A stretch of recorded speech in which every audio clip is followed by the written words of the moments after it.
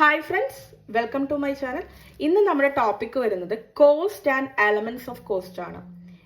എന്താണ് കോസ്റ്റ്, എന്തൊക്കെയാണ് കോസ്റ്റിന്റെ എലമെന്റ്സ്, ഇതൊക്കെയാണ് ഇന്ന് ഡിസ്കസ് ചെയ്യാൻ പോകുന്നത്. അപ്പൊ കോസ്റ്റ് എന്താണെന്ന് നോക്കാം. Sum of expenses incurred for production of a product or rendering a service. ഒരു കമ്പനിക്ക് പ്രൊഡക്റ്റ് പ്രൊഡ്യൂസ് ചെയ്യാൻ വേണ്ടി വരുന്ന മൊത്തം ചെലവോ അല്ലെങ്കിൽ എന്തെങ്കിലും സർവീസസ് കൊടുക്കാൻ വേണ്ടി വരുന്ന മൊത്തം ചെലവുകളെയാണ് കോസ്റ്റ് ഓഫ് പ്രൊഡക്ഷൻ എന്ന് പറയുന്നത്. എന്താണ് എലമെന്റ്സ് ഓഫ് കോസ്റ്റ്?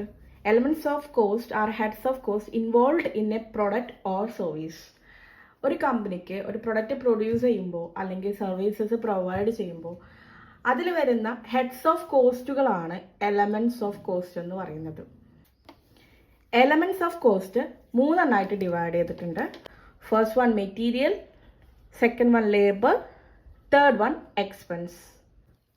ഓരോ എലമെന്റ്സിനെയും ഡയറക്റ്റ് ആയിട്ട് ഇൻഡയറക്റ്റ് ആയിട്ട് ഡിവൈഡ് ചെയ്തിട്ടുണ്ട്. അതായത് മെറ്റീരിയലിനെ direct material and indirect material, ലേബറിനെ direct labour and indirect labour, എക്സ്പെൻസിനെ direct expense and indirect expense.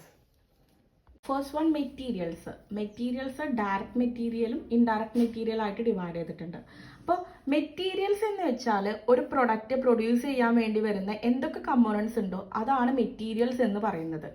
അതിൽ ഡയറക്റ്റ് മെറ്റീരിയൽ എന്താന്ന് നോക്കാം. Direct material are those material which can be identified and it is A part of finished product. അതായത് direct material എന്ന് പറയുമ്പോൾ അത് identifiable ആണ്, നമുക്ക് തിരിച്ചറിയാൻ പറ്റും.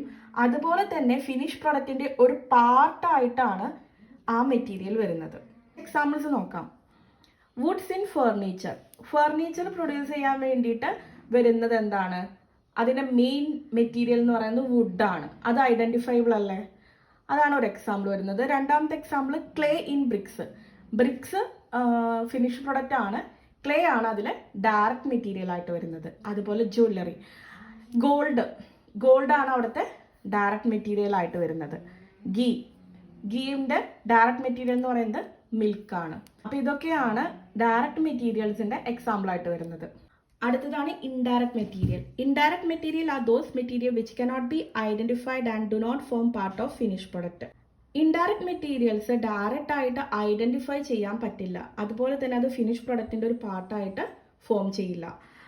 ഇൻഡയറക്റ്റ് മെറ്റീരിയലിന്റെ എക്സാമ്പിൾ പറയുകയാണെങ്കിൽ ഓയിൽ, മെഷീനൊക്കെ വർക്ക് ചെയ്യാൻ വേണ്ടി വരുന്ന ഓയിൽ നമ്മൾ യൂസ് ചെയ്യുന്നുണ്ടല്ലോ, അതൊക്കെ ഇൻഡയറക്റ്റ് മെറ്റീരിയൽ ആയിട്ടാണ് കണക്കാക്കുന്നത്, അതൊരു ഡയറക്റ്റ് മെറ്റീരിയൽ അല്ല. അതുപോലെ തന്നെ grease, cleaning material, printing and stationery, ഇതൊക്കെയാണ് ഇൻഡയറക്റ്റ് മെറ്റീരിയൽസിന്റെ എക്സാമ്പിൾ വരുന്നത്. അപ്പൊ എലമെന്റ്സ് ഓഫ് കോസ്റ്റിലെ മെറ്റീരിയൽസ് പറഞ്ഞു. അടുത്തതാണ് ലേബറും രണ്ടായിട്ട് ഡിവൈഡ് ചെയ്തിട്ടുണ്ട്, ഡയറക്റ്റ് ലേബറും ഇൻഡയറക്റ്റ് ലേബറും. ഡയറക്റ്റ് ലേബർ നോക്കാം. Direct labour is directly engaged in production. Direct labour cost means wage pay to workers who are immediately connected with manufacturing of product. Direct labour എന്ന് പറഞ്ഞാൽ ഒരു പ്രൊഡക്റ്റ് നിർമ്മിക്കുമ്പോൾ സമയത്ത് directly involve ചെയ്യുന്ന വർക്കേഴ്സിനെയാണ് direct labour എന്ന് പറയുന്നത്. Direct labour cost എന്ന് വെച്ചാൽ അവർക്ക് കൊടുക്കുന്ന കൂലി.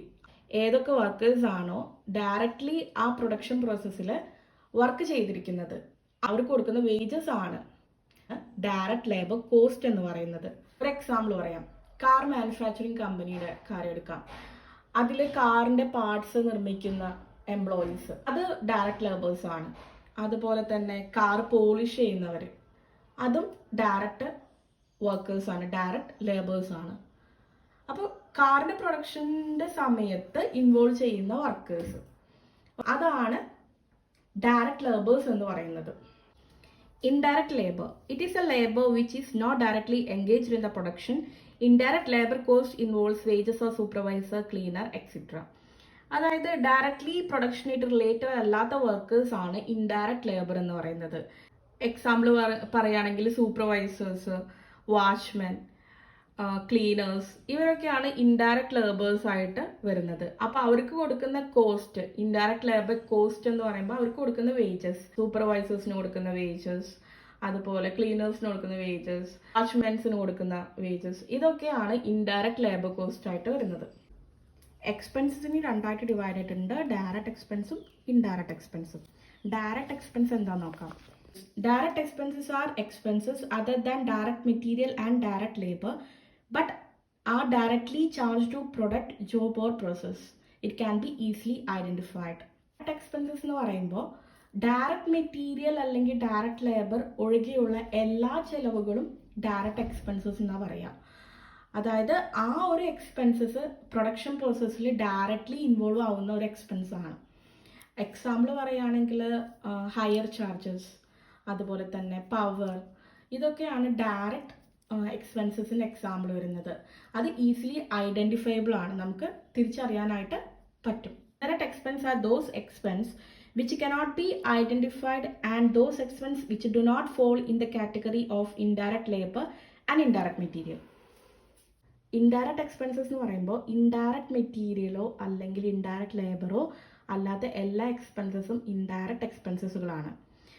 അതുപോലെ തന്നെ ഇത് ഈസിലി ഐഡൻറ്റിഫയബിൾ അല്ല ഡയറക്റ്റ് എക്സ്പെൻസിൻ്റെ പോലെ. എക്സാമ്പിൾ പറയുകയാണെങ്കിൽ റിപ്പയേഴ്സ് ചാർജ്, അതുപോലെ ഇൻഷുറൻസ്, ഡിപ്രീസിയേഷൻ, ഇതൊക്കെയാണ് ഇൻഡയറക്റ്റ് എക്സ്പെൻസസിൻ്റെ എക്സാമ്പിൾ വരുന്നത്.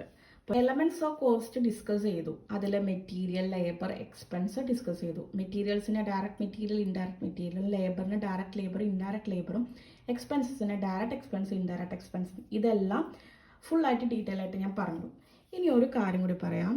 ഇൻഡയറക്റ്റ് മെറ്റീരിയലും ഇൻഡയറക്റ്റ് ലേബറും അതുപോലെ തന്നെ ഇൻഡയറക്റ്റ് എക്സ്പെൻസും, ഇതിനെ മൂന്നും കൂടി ടോട്ടൽ ചെയ്യുമ്പോൾ വിളിക്കുന്ന പേരാണ് ഓവർഹെഡ്സ്.